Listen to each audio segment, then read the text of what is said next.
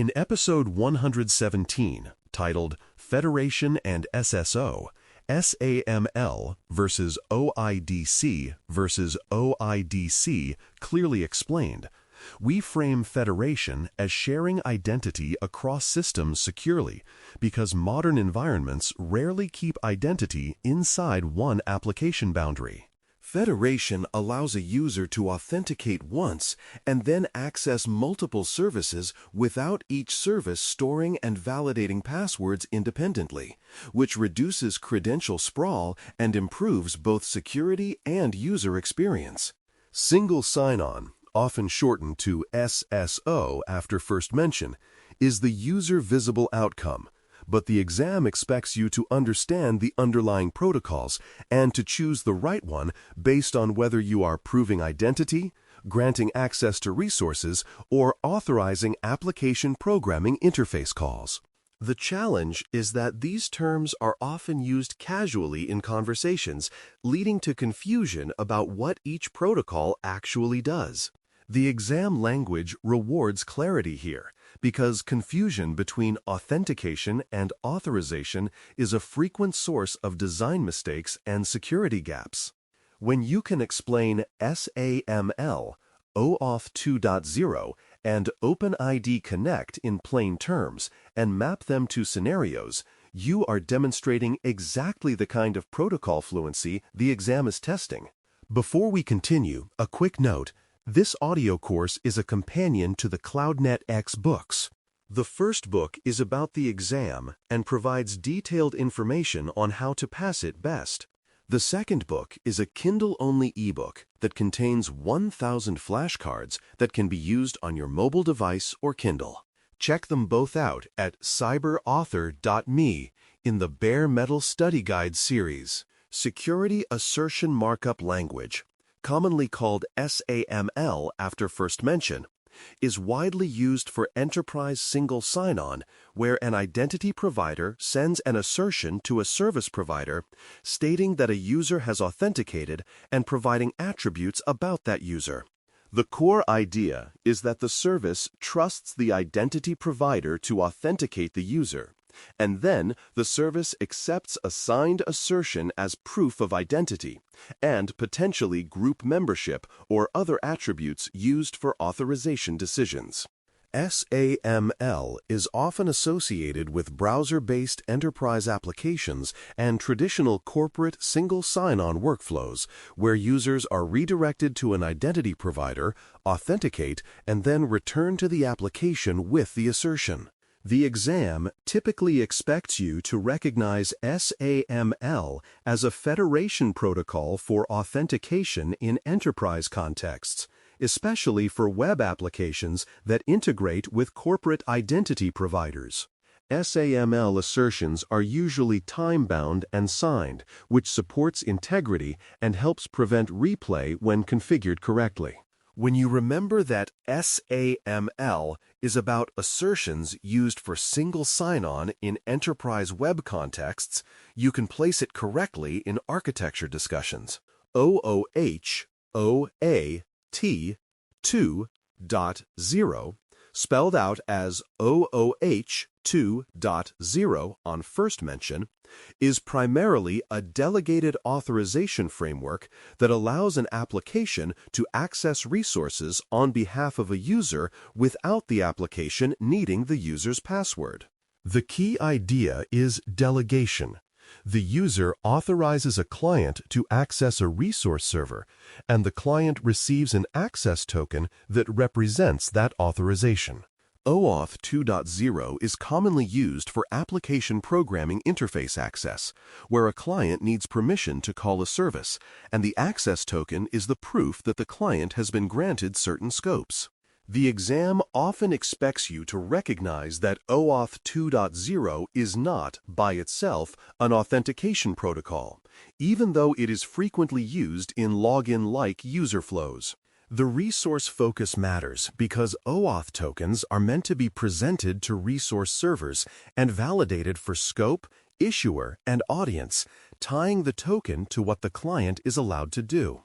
When you keep OAuth 2.0 in the authorization and delegated access mental box, you reduce the chance of misusing it to prove identity. OpenID Connect, often shortened to OIDC after first mention, adds an identity layer on top of OAuth 2.0 flows, providing a standardized way to obtain identity information and authentication context in addition to authorization.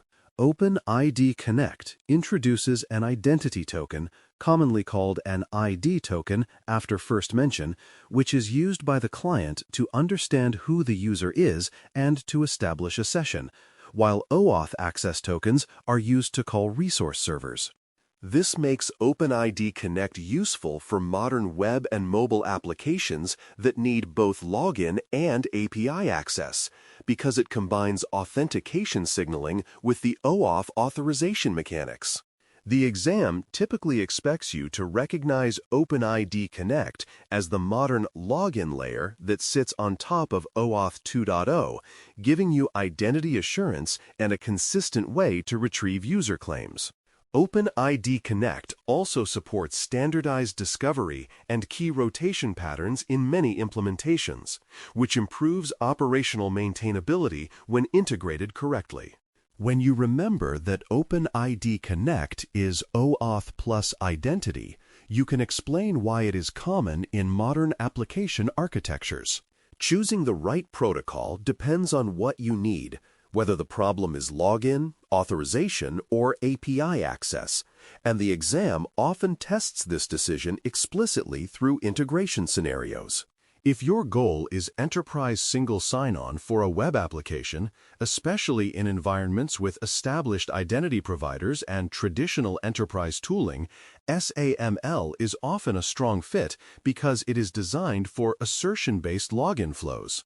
If your goal is delegated authorization to call an API or access resources on behalf of a user, OAuth 2.0 is the appropriate framework because it defines how clients obtain access tokens with scopes and present them to resource servers.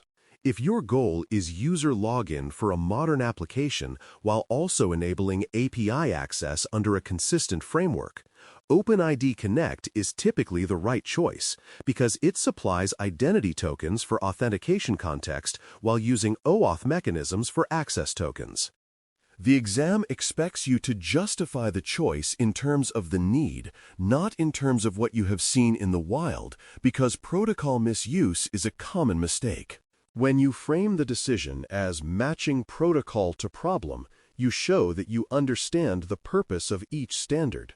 Token handling and expiration are where security and usability must be balanced, because tokens that last too long increase risk, while tokens that expire too quickly can create user friction and unstable sessions. Short-lived access tokens reduce the damage window if a token is stolen, but they require refresh mechanisms or re-authentication to maintain user experience.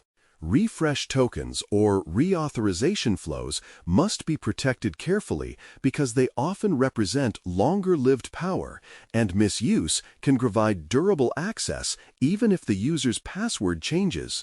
Expiration also interacts with session management, where applications must decide when to prompt users again and how to handle background API calls that require tokens.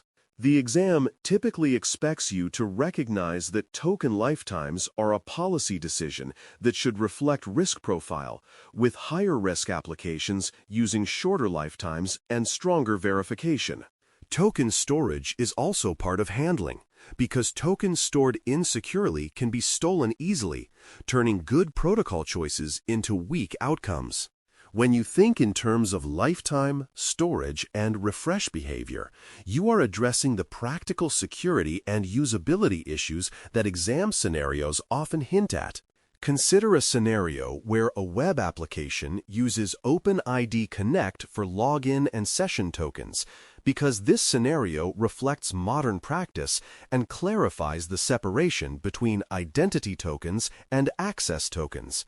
The user is redirected to an identity provider, authenticates, and the application receives an identity token that proves who the user is and includes claims like subject identifier and authentication context.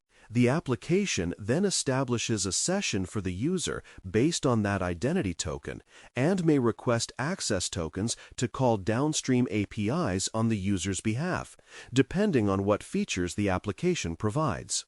The identity token is used for authentication and session establishment, while the access token is presented to resource servers to authorize API calls, and the two tokens serve different purposes even though they travel through related flows. Token expiration and refresh behaviors are configured so that the user experience remains smooth while limiting the damage window if a token is compromised. The exam expects you to understand this separation because many security mistakes occur when teams treat access tokens as identity proof or treat identity tokens as resource authorization. When you can explain the distinct roles of these tokens, you demonstrate clear protocol fluency. A common pitfall is confusing authorization with authentication and misusing OAuth 2.0 as a login system, which can lead to insecure designs where applications treat access tokens as proof of who the user is. OAuth 2.0 tokens are intended to represent authorization to access a resource, not necessarily authentication of a user. And without an identity layer, you may not have reliable user identity claims. Treating authorization tokens as identity proof can result in incorrect assumptions about user identity, insufficient validation of token audience, and acceptance of tokens issued for different clients or different resource contexts. The exam often tests this pitfall because it is a classic conceptual error, and the correct response is to use OpenID Connect when you need user login and identity information. Confusion also leads to poor session management, where the application cannot correctly represent authentication strength because OAuth alone does not provide standardized authentication context. When you separate who is the user from what is the user allowed to do, you avoid this pitfall and choose protocols correctly. Another pitfall is poor redirect handling, because redirect-based flows are sensitive to misconfiguration and can enable token theft attacks when redirect uniform resource identifiers are too permissive or not validated correctly. Redirects are a core part of browser-based authentication flows, and if an attacker can manipulate redirect destinations, they can capture authorization codes or tokens, leading to account takeover or unauthorized API access. Open redirects, overly broad wildcard redirect patterns, and failure to validate state parameters can all weaken the flow and enable interception or session fixation behaviors. The exam typically expects you to recognize redirect handling as a security-critical configuration element because the flow's integrity depends on returning tokens and codes only to legitimate client endpoints. Proper validation includes strict redirect registration, careful state and nonce handling, and rejection of unexpected redirect destinations. When redirect handling is disciplined, many common token theft attacks become much harder. Quick wins include using short-lived tokens and validating audience and issuer because these measures reduce damage and prevent token confusion attacks even when other mistakes occur. Short-lived tokens limit the time window during which a stolen token is useful, reducing the impact of leakage through logs, browser storage issues, or interception. Validating issuer ensures the token was minted by the expected identity provider, and validating audience ensures the token was intended for your application or resource server, preventing acceptance of tokens issued for other clients. These validations are foundational because many token attacks rely on misvalidation, where an application accepts a token simply because it looks structurally correct. The exam often expects you to mention issuer and audience checks because they are core token validation steps that distinguish robust implementations from naive ones. When combined with sensible expiration and secure storage, these quick wins significantly improve real-world security without requiring complicated architecture changes. Operationally, monitoring authentication failures and unusual token usage is important because protocol correctness does not eliminate attacks, and visibility is how you detect abuse and misconfiguration. Repeated authentication failures, unusual geographic patterns, and spikes in token refresh events can indicate credential attacks, automated abuse, or misbehaving clients.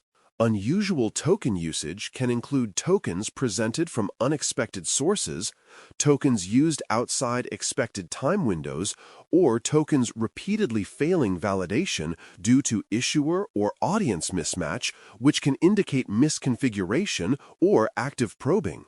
Monitoring also supports troubleshooting because token-based systems can fail silently from the user perspective, and logs are often the only way to understand whether the problem is in the identity provider, the client, or the resource server. The exam expects you to connect identity protocols to monitoring because identity is the gate for many resources, and gate failures have high impact. When you monitor and alert on anomalies, you improve both security detection and operational reliability. A memory anchor that fits this episode is SAML asserts, OAuth authorizes, OIDC identifies because it captures the distinct purpose of each protocol in a way that is easy to recall under exam pressure. SAML asserts reminds you that SAML delivers signed assertions used for enterprise single sign-on and attribute sharing. OAuth authorizes reminds you that OAuth 2.0 is a delegated authorization framework for resource access and scope-based permissions. OIDC identifies reminds you that OpenID Connect adds identity, providing identity tokens and standardized user claims for login and session creation. This anchor helps you avoid the common mistake of treating OAuth as authentication and helps you choose the correct protocol quickly when presented with a scenario. It also helps you explain the protocols clearly to others, which is a practical skill beyond the exam. When you can state these roles cleanly, protocol selection becomes a straightforward mapping exercise. A prompt-style exercise is choosing a protocol for 3 integration requests because the exam often presents short scenarios where you must pick the best fit quickly. If the request is to enable corporate single sign-on for a traditional enterprise web application, SAML is often appropriate because it is designed for assertion-based login with identity provider integration. If the request is to allow a mobile client to call an API on behalf of a user with limited scopes, OAuth 2.0 is appropriate because it is designed for delegated authorization to resource servers. If the request is to implement modern login for a web app with user identity claims and to also obtain access tokens for downstream APIs, OpenID Connect is appropriate because it provides identity tokens and uses OAuth mechanisms for authorization. The exam expects you to justify these choices based on whether the core need is login identity, resource authorization, or combined login and API access. Practicing this selection builds confidence and reduces hesitation on protocol questions. Episode 117 concludes with the idea that federation enables secure sharing of identity across systems, and protocol fluency comes from matching the protocol to the problem rather than memorizing jargon. SAML is commonly used for enterprise single sign-on through signed assertions. OAuth 2.0 is used for delegated authorization to access resources with scoped tokens. And OpenID Connect adds an identity layer on top of OAuth flows to support modern login and identity claims. Token handling and expiration must balance security and usability, while issuer and audience validation and careful redirect handling prevent common token theft and token confusion attacks. Avoiding pitfalls means not misusing OAuth as authentication and not leaving redirect behavior lax, and operational monitoring provides the visibility needed to detect anomalies and failures. The protocol selection drill is to take a set of integration needs, classify whether the need is authentication, authorization, or both, and then choose the protocol and state what token validation and monitoring you would require. When you can narrate that selection clearly, you demonstrate exam-ready understanding and the practical judgment needed to implement federated access safely.